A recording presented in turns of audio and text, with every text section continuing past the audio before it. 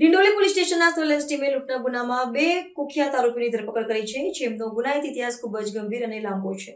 આ ઘટના 14 સપ્ટેમ્બરના રોજ ફરિયાદી રાકેશ ઉર્ફે ભાવસાહેબ પાટીલ ડિંડોલીના ભેસ્તાન આવાસ પાસે ઉભા હતા. તે સમયે આરોપીઓ તેમના સાથીઓ બારકુ પાટીલ અને કૈલાસ ઉર્ફે બોચારા સાથે ત્યાં પહોંચ્યા હતા. જૂની અદાવત રાખીને આરોપીઓએ ફરિયાદીઓ સાથે ગાળાગાળી અને ધાકધમકી આપી હતી.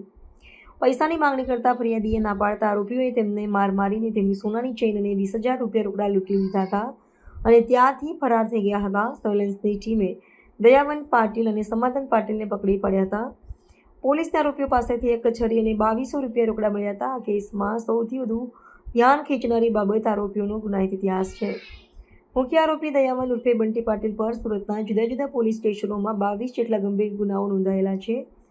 તેના ગુનાહિત રેકોર્ડમાં હત્યાનો પ્રયાસ, લૂંટ અને Gujarat control of terrorism and organised crime GUJCTOC act જેવા ગંભીર ગુનાઓનો સમાવેશ થાય છે. આ ઉપરાંત તેના પર પ્રોહિબિશન એક્ટ, આર્મ્સ એક્ટ અને હુમલાના પણ અસંખ્ય કેસ છે. આ કેસો ડિંડોલી, સચિન, સલાવતપુરા, લિંબાયત, ખટોદરા, ઉધના અને રાંદેર પોલીસ સ્ટેશનમાં નોંધાયેલા છે.